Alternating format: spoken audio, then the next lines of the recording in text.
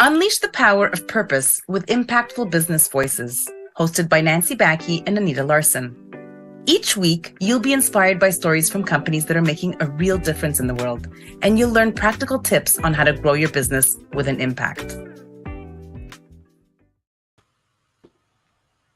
Welcome, everybody. You are listening to Impactful Business Voices podcast with host Anita Larson and myself, Nancy Backey. We're going to be speaking with business owners who are in the business of making an impact in the world.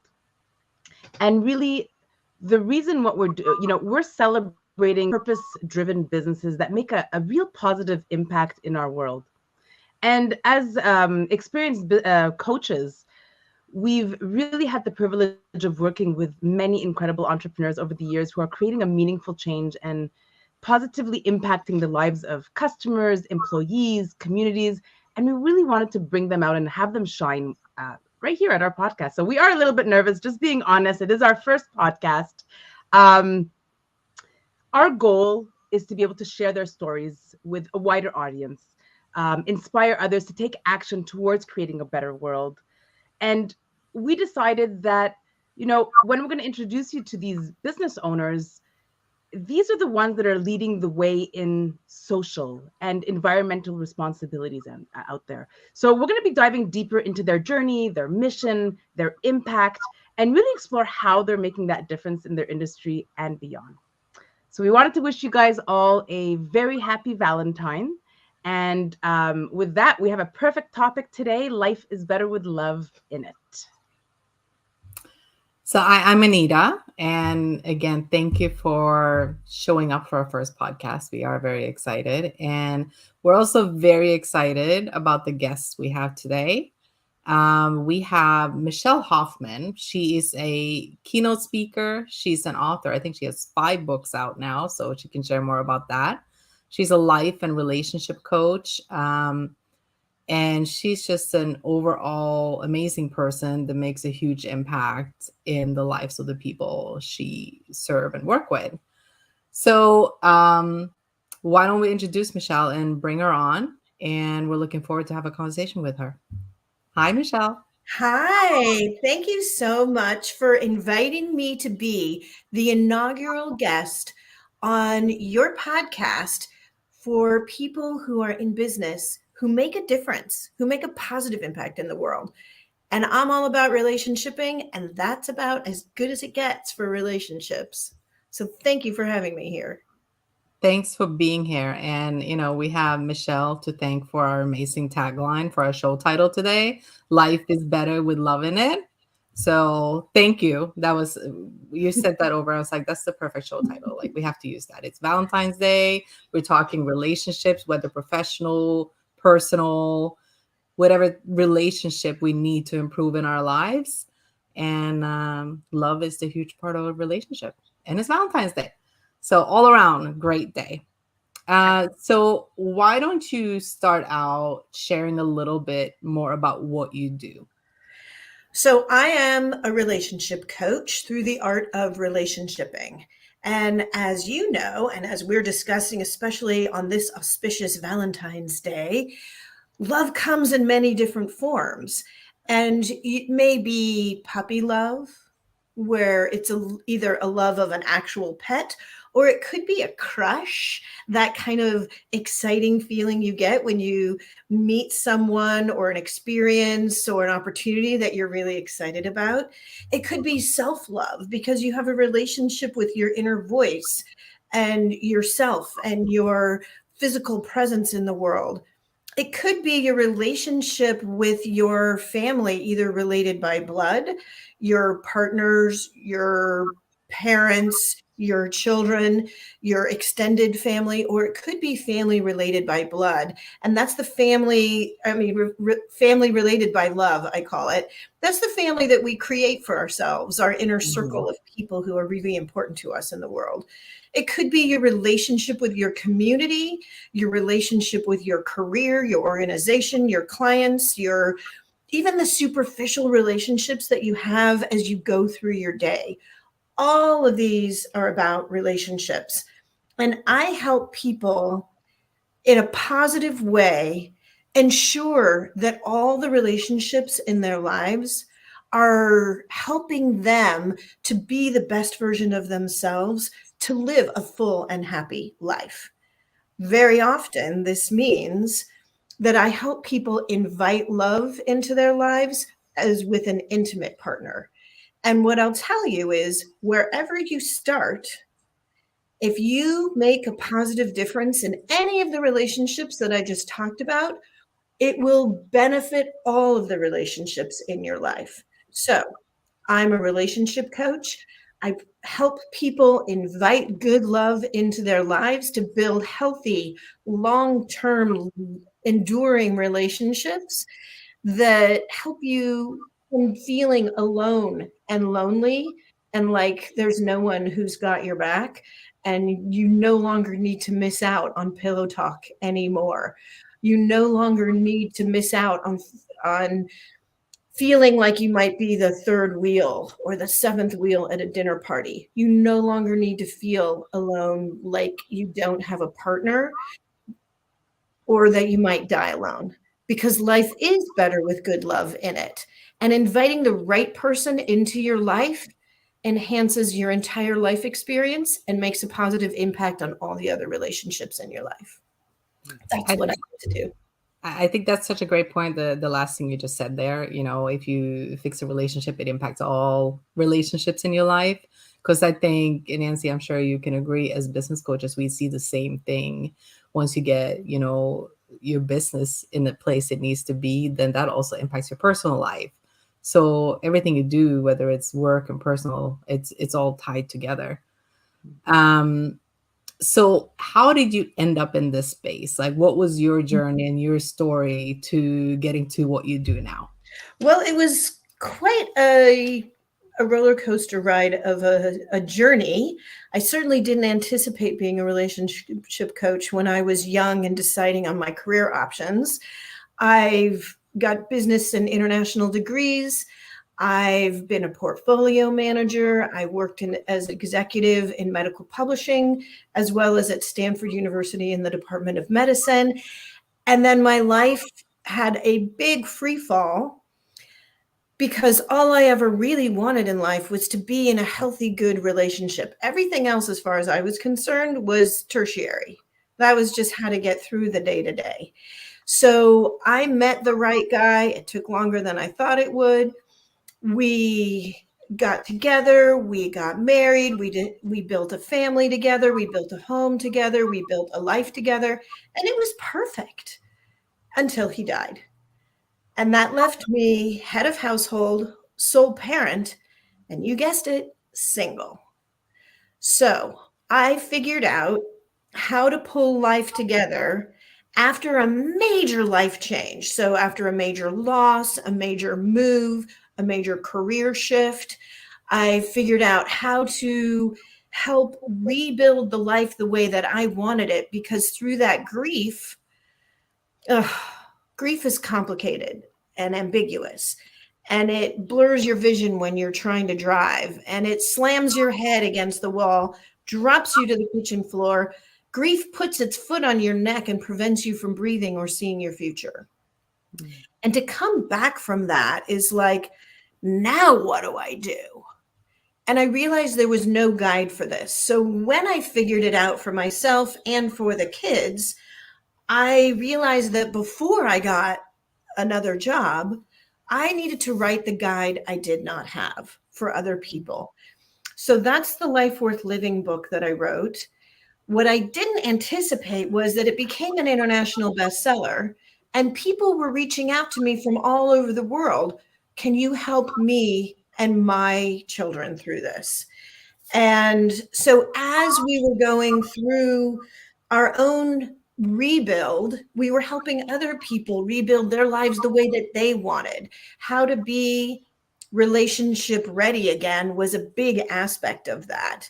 And what I learned was that that's where people really wanted to focus. They wanted to focus on all the relationships, and people who were not widows or widowers were coming to me from all over the world saying, can you help me with this? You've helped my friend, or I've seen what you're doing.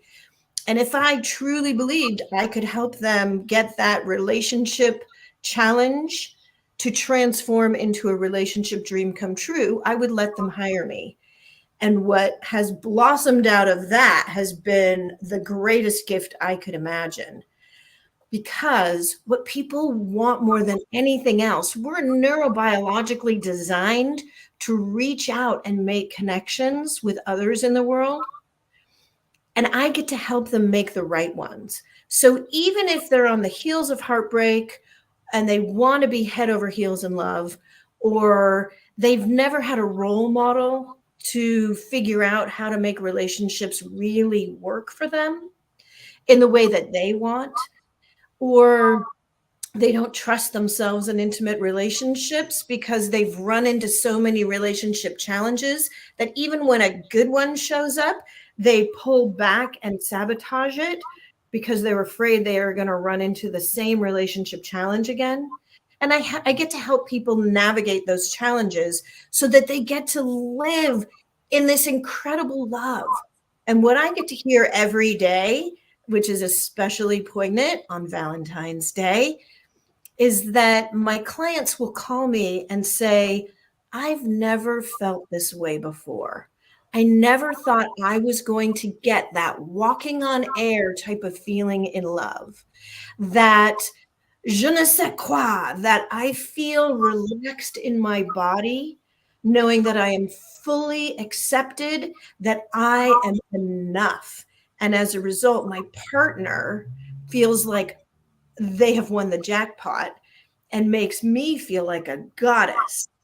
And these are the kinds of things that just, how wonderful an opportunity that I get to be in an occupation where I get to help people find that cotton candy type of love feeling that makes you feel so safe and secure in not only your love life, but your entire life, which is so grounding. It gives you a platform to reach out and be more than you thought you could ever be, because you know you've got a partner in every challenge and in every life celebration that you get to enjoy in life.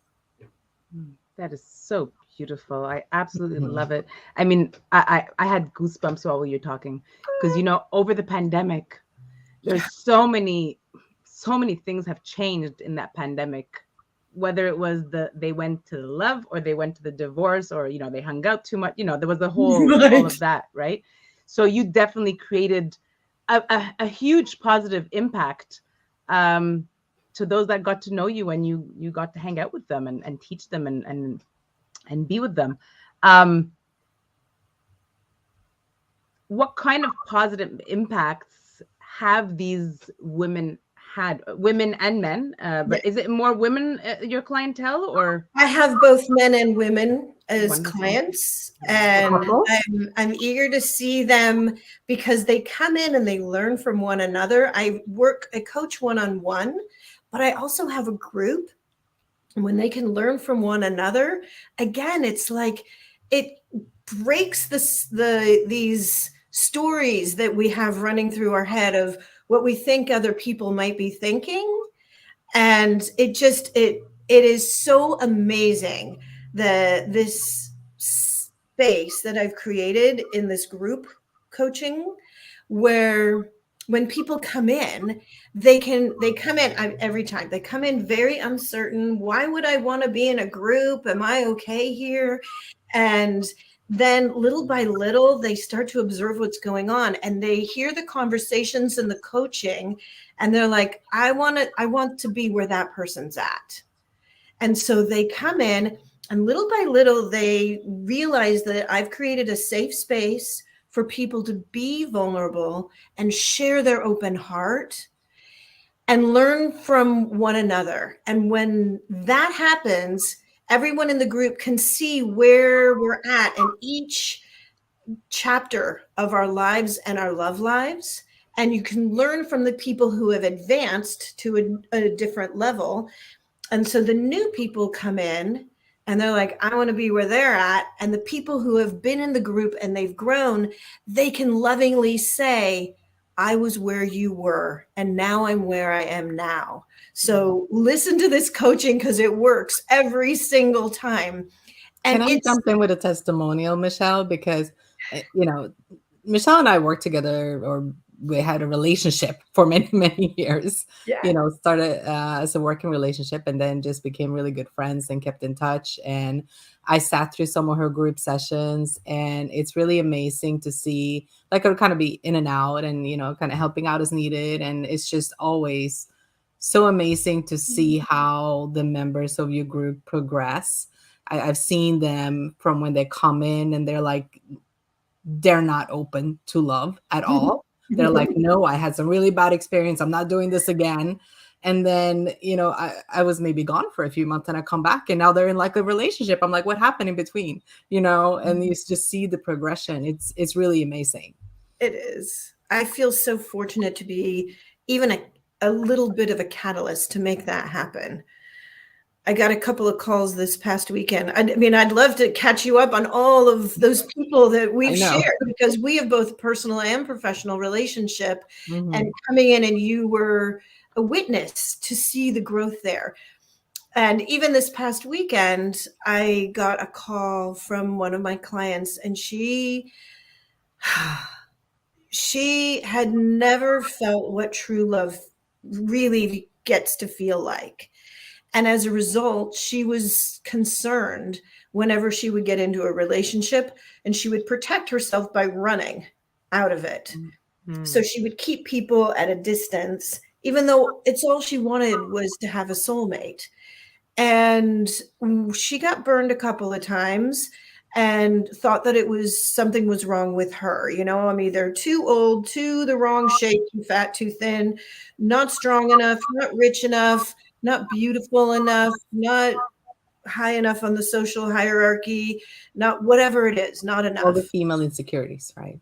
It's not just females, it's everyone. True. Yeah, I can see that. It's great. And so, and I mean, I think we have this standard that we're like, oh, if only I'm something more than I am, then someone will like me or someone will love me.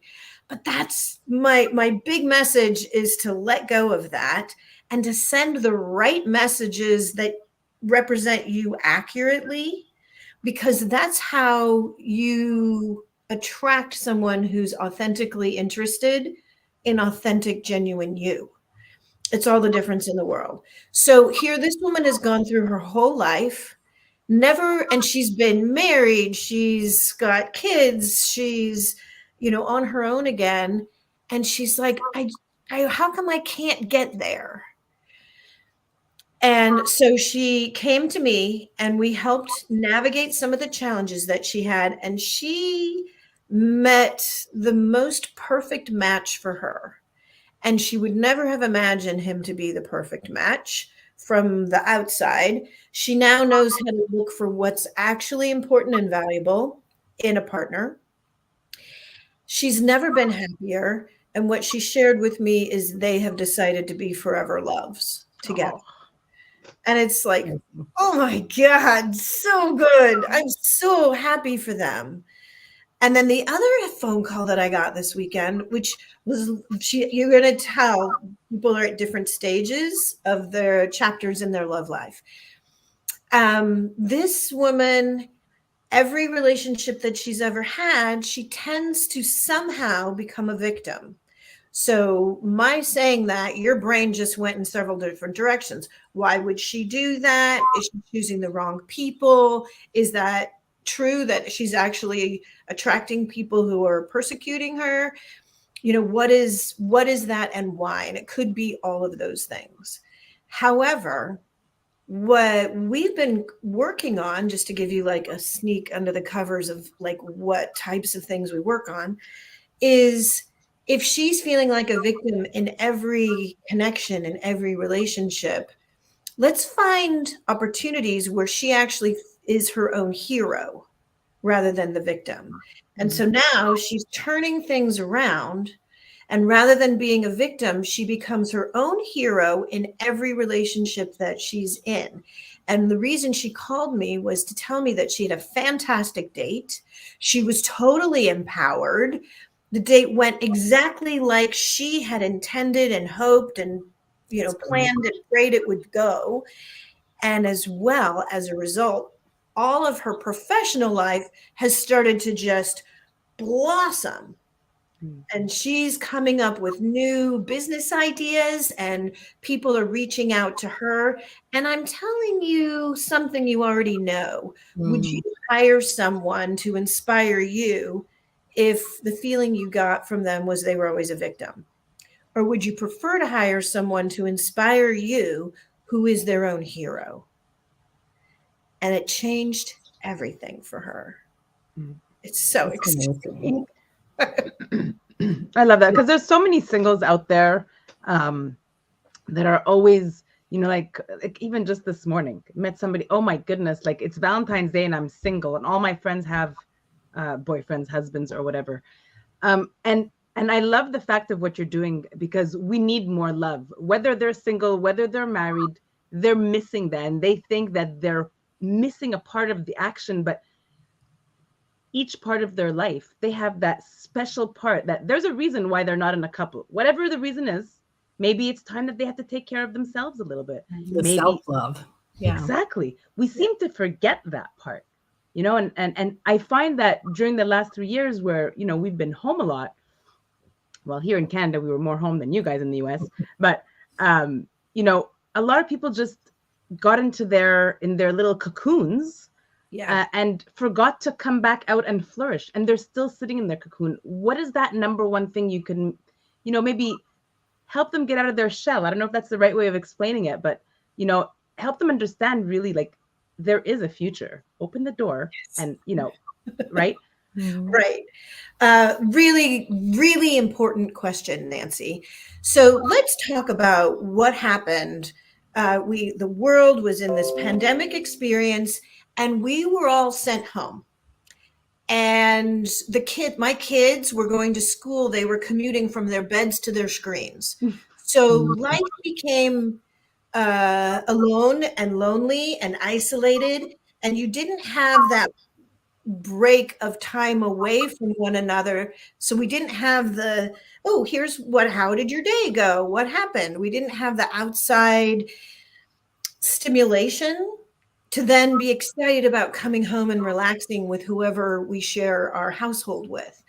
And in addition to that, we're stuck in our homes, and we're also stuck in our bodies, and we're stuck in our heads. And it's like, this is a lot for many, many of us who hadn't already created a lot of internal peace. So it was a chance to figure out, who am I on my own? I'm going to give you a little, I don't know if you know this yet, Anita, but I have been asked to teach the art of relationshiping in high schools. Oh, that's amazing. Isn't that awesome? Congratulations. It's such a need. Yes, it's a huge need.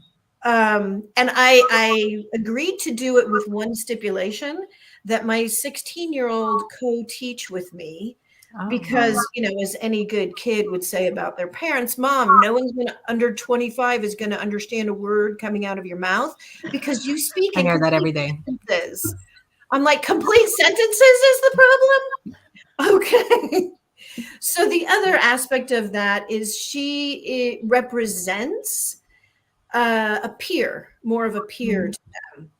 And when she and I work together, these young adults, as well as there are now adults in the class, because all of the other teachers wanted to join in this example. And I'm going to give you one example that is a virtual school. So this is very similar to what was happening to all of us during the pandemic, when we were told to then isolate. Mm-hmm. And then we have to, it's like, okay, who am I? Am I entertaining enough? Am I all that I need to be? Whereas it used to be, we would have so much distraction in our lives that we could focus on whatever we thought was the highest priority and neglect who we are. that was not quite an option anymore. So, for example, here are some young adults. They go to school virtually. And when we started the course, I asked them, what would you really love to learn in this course? And it was unanimous. In addition to the curriculum that I had set forward, every single one of them wanted to learn to have the communication skills and the tools to build, maintain, and navigate real, healthy, long-term relationships in real life. So these are kids who are going to school virtually, and they still understand the value of connecting in real life. In the meantime, we can certainly live within the constraints that we have, which is how this business really became so robust. Because even dating in a virtual world will give you the first steps of who is the right person to invite into your life. Mm-hmm. I personally was dating in a virtual world at that point in my life. And my peers were like, how are you having such a successful experience dating when you've not even met these people? And I had a full relationship, beginning, middle, and end, that was virtual. And at one point he said, you know, if we were actually together, because he was celebrating a milestone in our relationship, he said, I wish I could take you out to the finest French restaurant in San Francisco. And I said, well, why don't we? And he's like, well, because nobody can. And so what we did was we had a French restaurant deliver a 3-course meal to each of our homes. Oh, that was so cute. I love it. I know. And he's competitive, so he was bummed that I got my meal to arrive first. I know.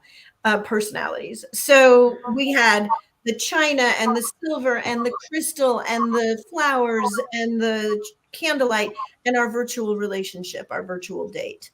It was very romantic, as romantic as could be given the constraints, right? So we had built a relationship because we were doing things virtually together.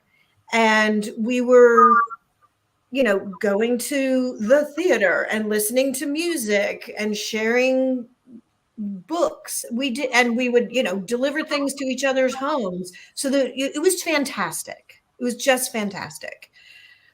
So those are the kinds of things that you can do even when you're isolated, but it does require the effort. And what I say is, when the pain of the problem is greater than the action required to resolve it, then you'll take action.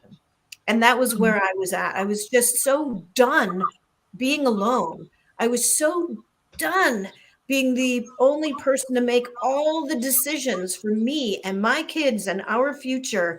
And I missed having a partner to warm my feet at night. Not say no more. And, you know, just pillow talk, I call it. And just someone who would say, oh, you forgot this. I picked it up for you. I mean, oof, all those things. Someone who would kiss me goodnight and I'd be happy to see in the morning. That pain was so deep that I knew I needed to do something. And I actually believe online dating is very good opportunity. If you can meet someone organically in your regular life, that's fantastic, but it's harder than ever to do that in this day and age.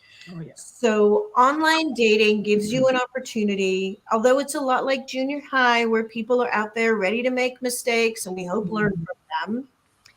And it's also like being in a big city where there are people who might, you know, try and take your wallet. So do not give your personal identifying information out to anybody.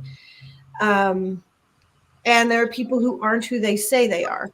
But just like going into a big city, that happens there too. So this is no different. It's another large community. And what's different is that these are people who, there is a person there for you who is looking for you. And it's your opportunity to go beyond the scope of your network, find someone who will make the right fit for you, who you may not have otherwise met in any other way. And the challenge then is, how do you represent yourself authentically so that you attract the right person to you? What messages are you sending to get the right person to reflect those back to you? Someone interesting who's interested in you, real you, who you're interested in.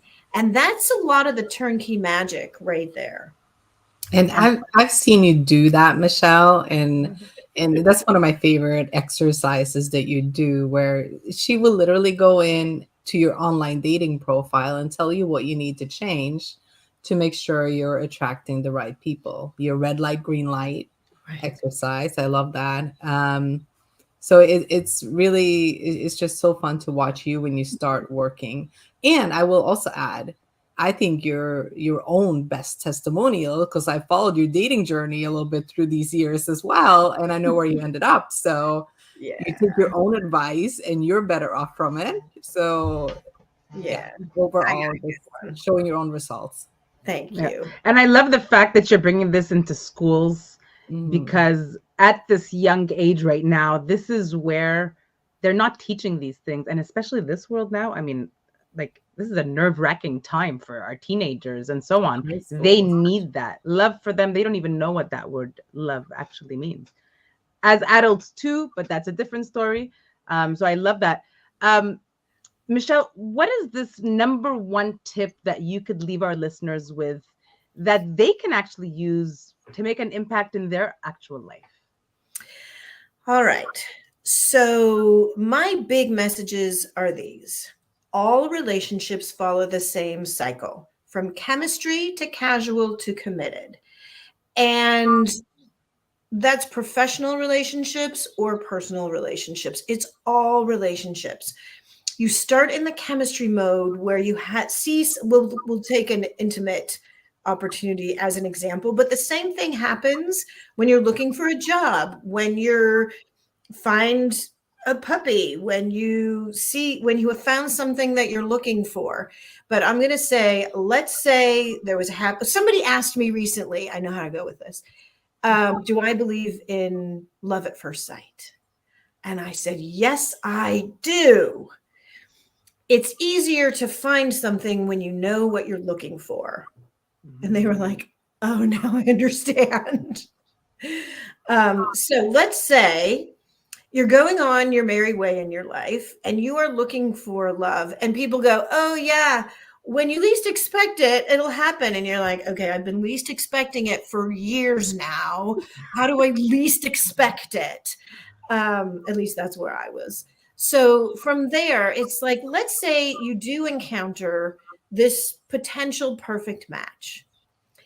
And through chemistry to casual to committed, the chemistry phase is this exciting time in your life where you get, like, your chemistry actually changes. You get a serotonin rush, the oxytocin, which is the cuddle drug that helps you, encourages you to reach out and connect with other people. So your chemistry actually changes. Like, you get this feeling of euphoria when you're just connecting with someone, and maybe your eyes lock and you go, ooh. And, that's at the very beginning, but it keeps going as you continue to make touch points with this person. And you learn that this actually is a potential person who's at a very similar point in the lifeline of their relationship arc, which, that's my way of talking about where you're at in life and what you'd like for the rest of your life. So if you're at a similar intersection at that, then this chemistry grows even more. It's like the euphoria of eating too much chocolate and you forget, did I turn off the stove? And when your phone rings, it's like, maybe it's my person. And you get so excited. As you continue to have those touch points, then the relationship moves through the cycle to the casual phase of a relationship. In the casual phase of a relationship, we absolutely adore and find comfort in being able to anticipate what might happen when you're with this person. We love it as much as hearing the same song over and over again because we know where the chorus is and we know when the high notes are and we know we're going to get that kiss again. It could be so good. And being able to anticipate that gives us a sense of security and comfort. There's another thing that happens in the casual phase of a relationship, and that is we start to look for red flags, yellow flags, or green lights. And the red flags are going to be absolute deal breakers. This person was not who I thought they were. And that could have been because my expectations were different, or they misrepresented, or we've learned enough about each other that we're not a match. So whatever it is, if it's a red light deal breaker, then that's your signal to disengage from that relationship in a polite and appropriate way. And you could just say, you know what, this has been great, but I don't feel like we're a match. If it's a yellow flag, then that raises a question of maybe you need to clear a couple of things and open a conversation that could even be a hard or difficult conversation. But I'll tell you a secret. Having those difficult and hard conversations actually can bring you closer together rather than destroying a relationship, because it means that you're important enough, that you're worthy enough to bring up the hard stuff. And if all of that is a green light go, then you hit the commitment stage. The commitment stage of a relationship is an agreement. It could be a very quick phase, because if you both agree in who you are and where you're at in your relationship, that catapults you into the chemistry phase, as it's like, oh, now this is my significant other. And then you go into chemistry phase again, and it continues that cycle. When the number one reason that relationships don't work is that someone either feels or they're made to feel like they are not enough. And that could push that whole cycle out of alignment. So if that's the message that I want to tell people, I think that's one of the most important lessons that I share at the very beginning of working with people, because then they've got a platform to work from.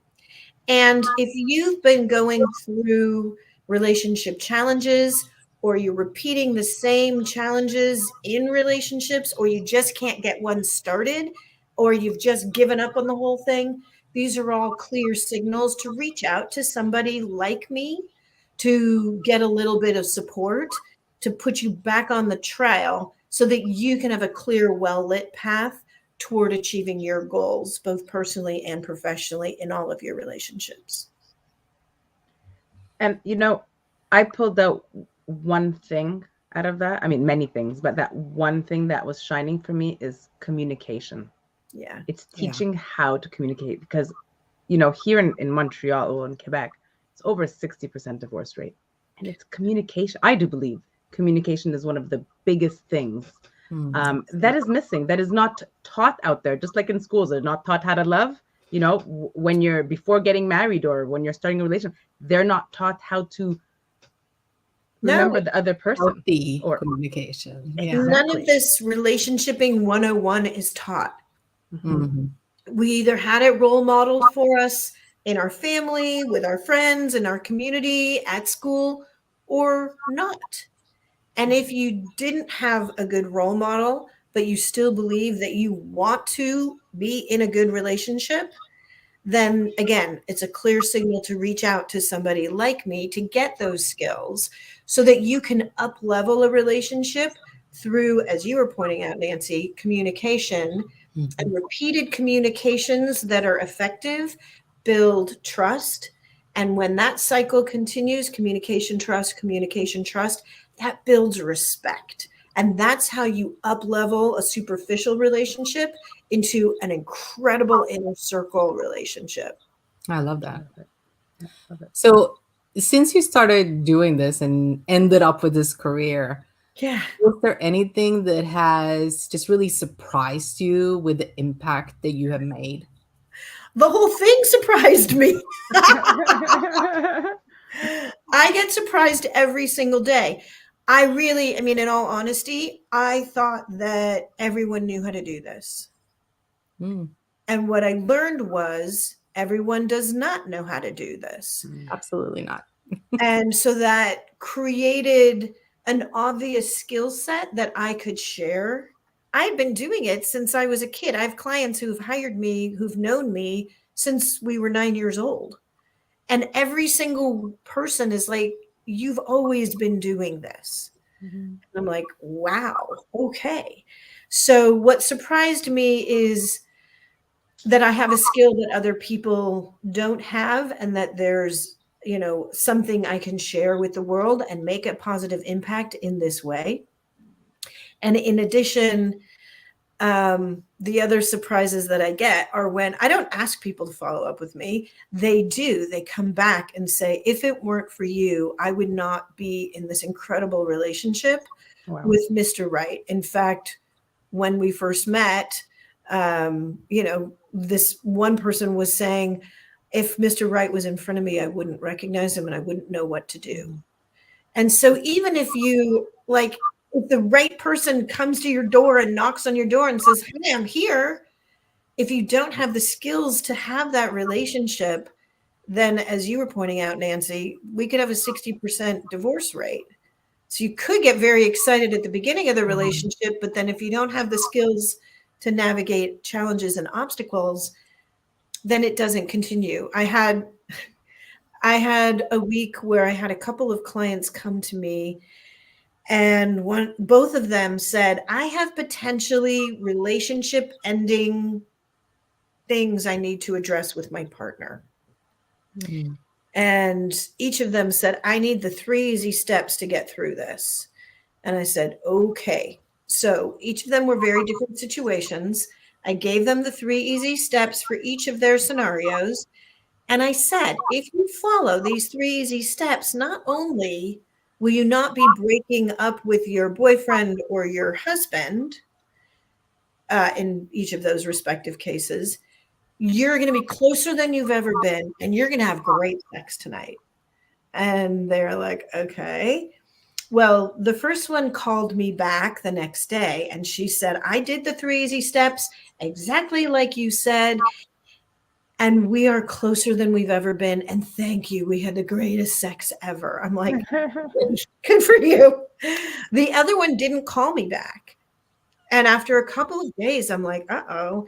And on day 3, she did call me and she said, I did the 3 easy steps. I did them exactly like you told me to. We did not set ourselves up for a divorce. We're closer than we've ever been. And we've been having sex for 3 days. I couldn't call you. I'm like, that's fantastic. I love the help that you bring to the world. It is such a need. It is such a need. Yeah, it is absolutely beautiful. I would say one thing that surprised me about you and the work you do, Michelle, initially we started working, on a professional basis. I didn't really see what you did and what you do and how you impacted your clients. And once I got to see some of that, you have this really uncanny ability to just dive right in and pinpoint what the issue is, even though the person may not have any idea what the issue really is. They're just like, I don't know why this is happening. And you'll be just right there. You'll point it out and just dig it out. And you're like, oh, that's what's going on. Why didn't I know this all along? And that's just, I never seen anybody have the ability that you do in that respect. Thank you. Thank you so much. It's easy to have a blind spot in your own life. Mm-hmm, very true. And when you reach out to somebody who actually does this all day long, and like I've learned, I've been doing this my whole life. I'm not like a hairdresser who like knocks people down to do their hair. People have to come to me and ask for the help. But if people are open to that, then thank you. It's clear to me where that blind spot might have been. And the result of that is I'm not asking them to change 180 degrees. Typically, it's just a one-click pivot or just a aha moment. Or I gave you an example of, you don't need to be the victim. You're the boss of you. And it was like, oh. Or another client was claustrophobic, but when we changed the story, it was, I mean, the truth was the truth. That she had a good reason to be claustrophobic her whole life. And it was a legitimate situation. But when we reframed the story just from a different perspective, it was still exactly the same story. We didn't fabricate anything. But when she saw it from a different perspective, she went, oh, that scenario that put me in a position of being claustrophobic actually was to protect me, not to put me in a fearful situation. Mm-hmm. And from that point on, she was like, she goes, it's like opening a door. And she goes, I can go to the movie theater now. Huh. I can take the elevator for the first time. I can use my walk-in closet. I'm like, yay. So I wouldn't say I help people overcome claustrophobia, but whatever those things are that they're feeling safe enough to share with me, I can then go, this is why you ebb and flow in relationships and you can't make one stick. This is why relationships aren't working for you, because you're still trying to please someone who's outside your core value system. And why would you do that if you just say it like that? But if it's your parent or someone you care about, then you go, oh, that's why I've been doing that. So reframing things for people in a way that really helps them to know who they are and achieve their own goals is so much fun for me. And you're right, that was a surprise too. Yeah. But now that I've been doing it so long, nobody has brought me a challenge yet. I mean, I guess that could be a challenge. Bring me your challenge and let's see if I can it.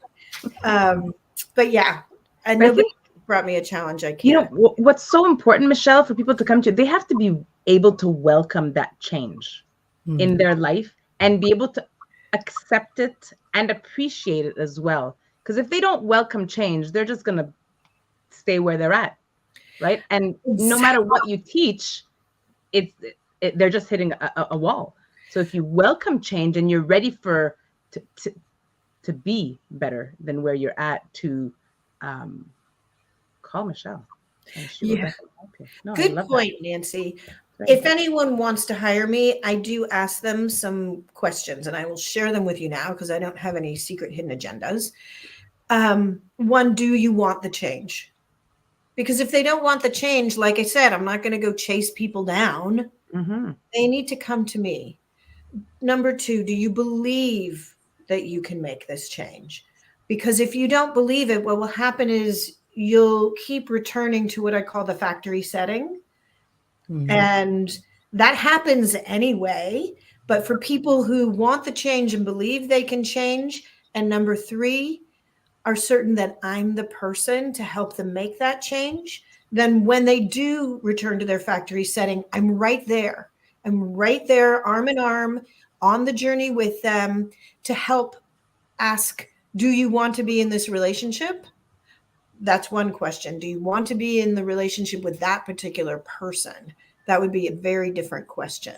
So I'll be right there to help you figure out the right questions to ask so that you can feel safe and secure and deeply in love, even if you need to be vulnerable in the right relationship for you. Mm. So, we went into this thinking, it's going to be roughly a 30-minute podcast, but I had the sneaking suspicion that once we got going in the conversation, it was going to be much longer. And it's been an amazing conversation, as always, talking with you. It's been too long, so I'm glad we could catch up. Yeah. So I just want to thank you. I mean, I think you proved the point why life is better with love in it. And I'm so excited for you teaching this in high school. I think that's an amazing move. I'm still teaching my clients as well. Yes. My adult clients as well. I would expect so. And we put all your information. It's been streaming, so anybody can contact you. Instagram at The Art of Relationshiping. And we will also put everything up on YouTube when we put the recording up. So if anybody wants to reach out to you and work with you, please reach out. It's going to be an amazing experience. And thank you so much for sharing what you do, and thank you to Pixel. I know she's sleeping. I have to give her a shout out. I love that dog. She's amazing.